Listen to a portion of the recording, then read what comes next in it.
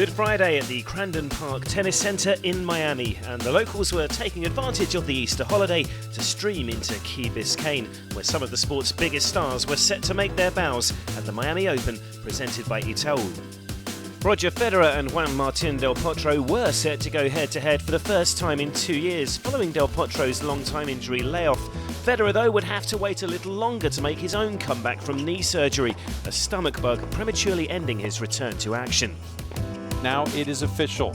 Roger Federer's return to tennis in Miami will not be. Disappointment for Federer's legions of fans in Miami, but there was still the small matter of world number one Novak Djokovic beginning the defence of his title in the evening session on Stadium Court.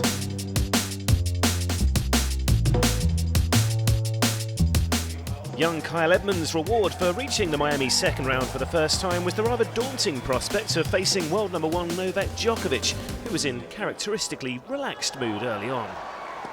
The Serb superstar is close to unplayable on recent form, but despite going 4-love down in the opening set, Edmund, the British number 3, did burst into life in Game 7.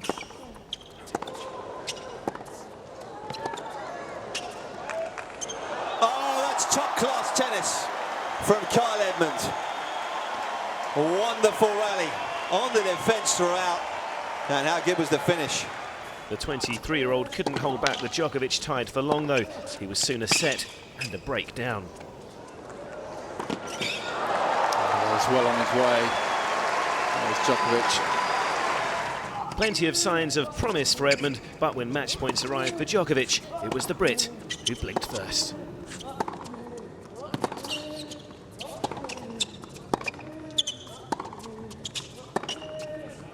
Just missed it. Good match. He was certainly given a workout for quite a large portion of that match, but he remains a winner. So the crowd may have been denied the mouth-watering prospect of a Federer-Del Potro clash, and the big Argentinian looked in trouble early against Federer's replacement, lucky loser Horacio Zeballos. Del Potro has been out of action for the best part of 2 years, and the former world number 4 was clearly out of sorts as his fellow countrymen looked to take advantage.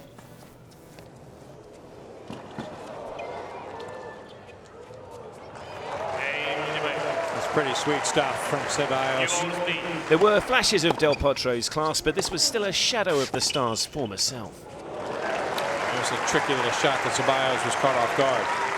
Yeah, don't get many of those to the pound. From being out of the tournament in the morning, Zeballos was on the verge of a first third-round appearance at this level. Oh, he's missed it, I think. He has.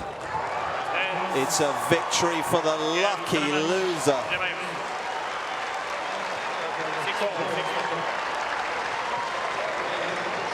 One of the stars of tomorrow in Taylor Fritz would take on world number 8 David Ferrer, one of the most experienced players on the tour. Broken in the very first game, the 18-year-old American recovered admirably to eventually even the set up. That's good enough. Not often you sneak one past Ferrer scrambling along the baseline.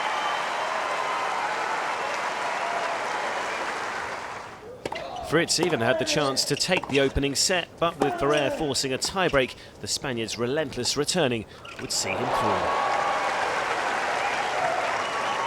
The contest had been another sign of a fine Fritz future, but as his confidence crumbled in the second set, Ferrer was on his way. Well, it's Ferrer who won the match, but it's no doubt about it, it's Fritz that certainly caught the eye. Ferrer is through. It took him 1 hour and 47 minutes.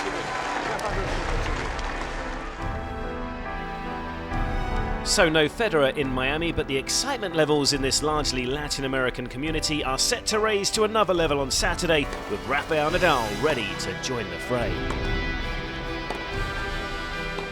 I never won here, but I played great here.